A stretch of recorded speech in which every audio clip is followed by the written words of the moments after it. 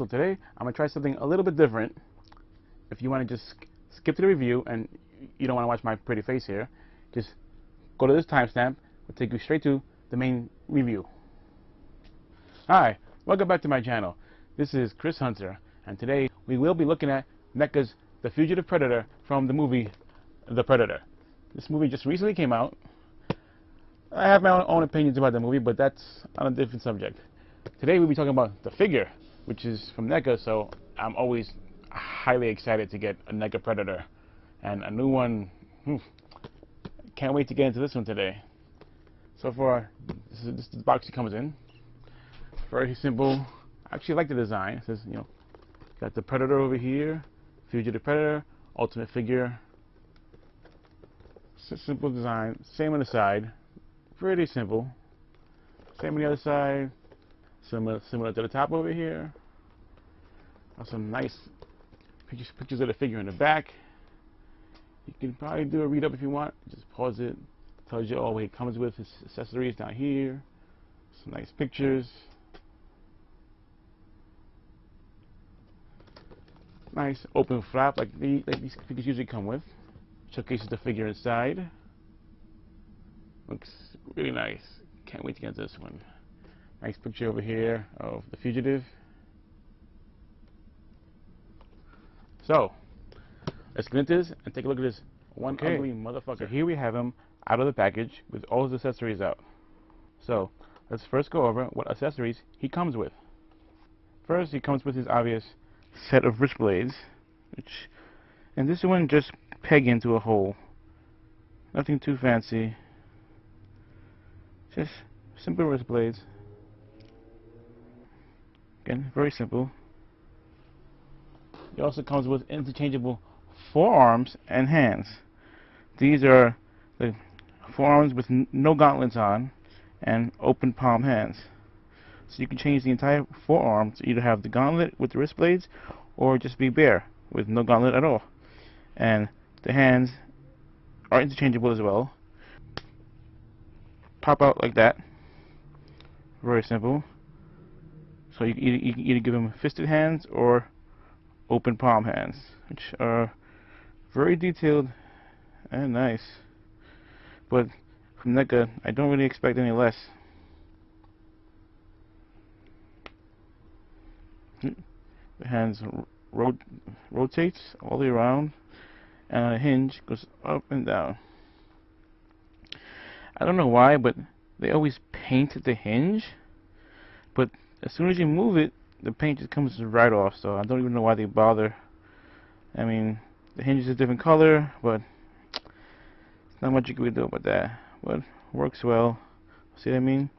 The paint just comes right off the hinge, so it's like, why even bother painting the hinge? And comes with two sets of these, obviously, the left and right. So last but not least is his unmasked head, which looks really good, man. Look at the detail on this motherfucker. Not the best design, but again, that's not Neca's fault. It is based on the movie design. The dreads are not smooth this time. They are textured, as you can see. I mean, it's not a horrible design, but I don't know. I kind of like the smooth dreads a little better. But still, the detail they put in is quite amazing. I mean, look at those mandibles. Look at the inside of that mouth. The paint on the eyes. They kind of have that glowing effect, which is cool. The paint apps. I mean, this looks a lot better than I thought it would look. It's a lot better in person than in pictures. So, this is his unmasked head. Well, I would have liked a closed mouth version too, but it's good to get an alternate head. So, now let's get to the main attraction, the Fugitive. As you can see, I am using a Neca stand. He does stand pretty well without it, but to get him in any flashy poses, the stand really helps. The stand is also sold separately. So let's get this off to get a good look at him. So here we have the Fugitive. I mean, look at that detail. He's more armored than the usual Predator we get, but that is the design that they went with in the movie. So that is not Neca's fault at all. But what they had to work with, this thing looks phenomenal. Look at the detail. Let's take a look at that biomask first. I mean, look at this.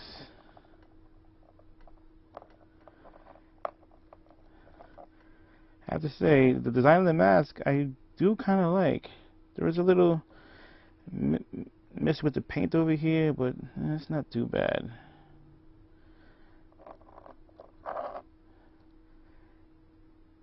The venting, the vent work, the gold accents. The detail is always phenomenal on these guys. And you can see some battle damage over here on his I don't know, this armor plating. And again with the little gold accents here and there. Phenomenal. His gun is a little fragile, so you gotta be very careful with this. It moves forward and back. The actual plasma caster is hooked on a ball joint right here, so it does go a little left to right and all the way around. But like I said, to be very gentle with this thing. I feel like it would break if I just sneezed at it. The head is on a ball joint. Can move down about that much and move up just a little bit.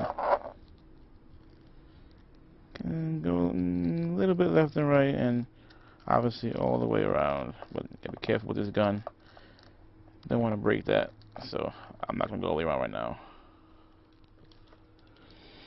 As for some more details on his gauntlets and arms, I mean, this is a new kind of joint they've used on this Predator. There's no bicep swivel up here. He swivels right down here, as you can see. It's a little tough on this side of mine, but it is double jointed right over here. So the arm can go up that much and straight down. And right here is where you would disconnect it to attach the forearm with no gauntlet, but we'll get into that in a minute. And right here, these two slots is where you would peg in his wrist blades. And his fist does rotate all the way around and go up and down. And you have two swivels here and here, so the forearm can swivel right there and over here. Other arm is the same. They go up about that much actually. I didn't go over the biceps, so here we go. These are flexible, so it does not get too much in the way of articulation. It does bend down all the way and can go all the way around. Like I said, only out about so much. Again, double jointed elbow. The swivel right here and here. See, all the way. This one's actually much looser than the other arm. And the gauntlet can swivel around. This gauntlet is a little loose, but it's not too bad. And again, the wrist blades can hook in right here. He's got his ab joint right here, so he can move down about so much and move back just a little bit. He can turn 360, but because of this design right here in the back, you don't want to turn it too much because it'll just pull it right out. And since we get right here in the back as well, let's look at that design. Again, some really nice detail. His little butt flap. You can see right here there's not much paint, but it's covered, so it doesn't really matter. His little spine, again with the gold accents, looks really nice.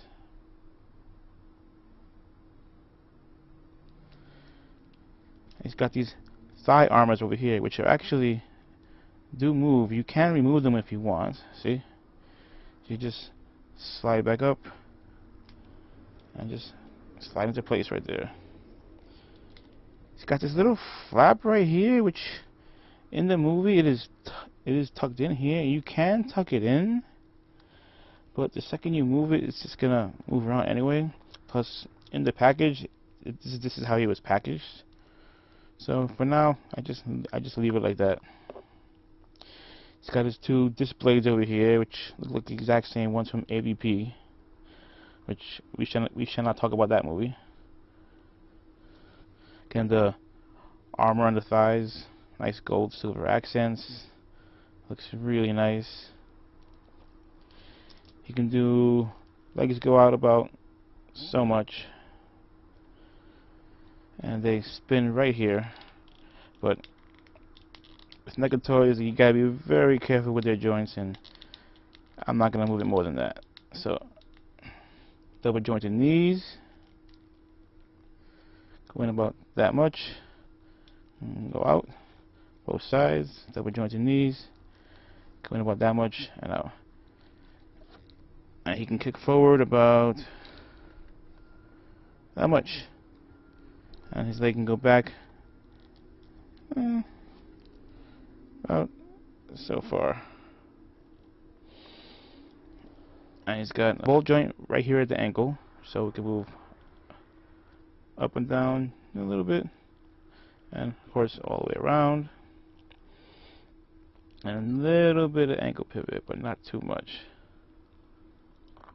So let's get those wrist blades in and see how those look. So here he goes with his wrist blades attached, looking really badass, if I do say so myself. Really love the look of this figure. So let's get a close look at those wrist blades when they're attached. Looks really good. They're not hard to get on. They pop in very easily. Look very nice. I would be careful, because if he was to shelf dive, these probably would pop right off or even break. So be very careful with these. But they do stay on extremely well. And for those of you who are curious, here he is with his open hand. Very simple to change. And the wrist blade is right there.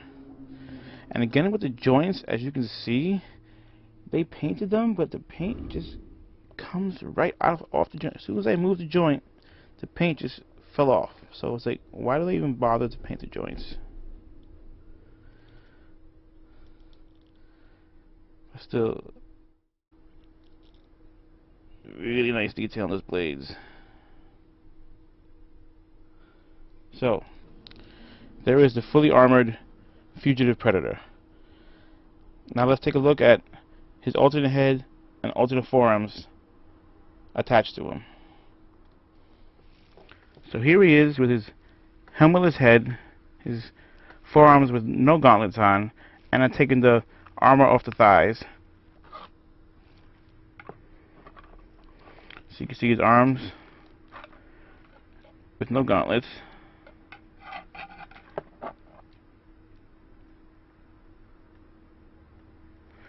And his thighs with the armor off. You can really see his netting now as well. Another really good look for this guy. He does look a lot more on the slender side than most Predators, but the Predators, I never really liked the bulky look anyway, so it's a pretty good look. So, taking a look at that face a little bit closer again. Looks really good.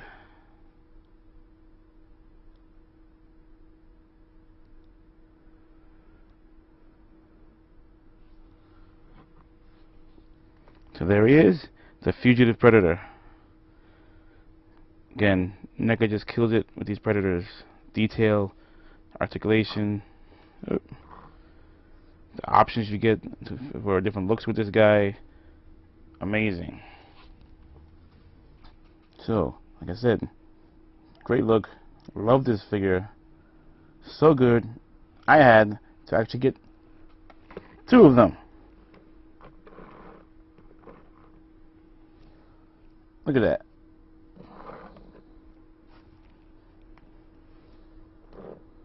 There he is, the Fugitive Predator. Multiple options for his look. I love this figure. Great figure. Great addition to any Predator fan. The movie may not have been the greatest, but on the plus side, we get some new Predator figures, so that's always a plus. Chris Hunter 100% recommends The Fugitive Predator by Neca. Thank you for watching, and have an awesome day.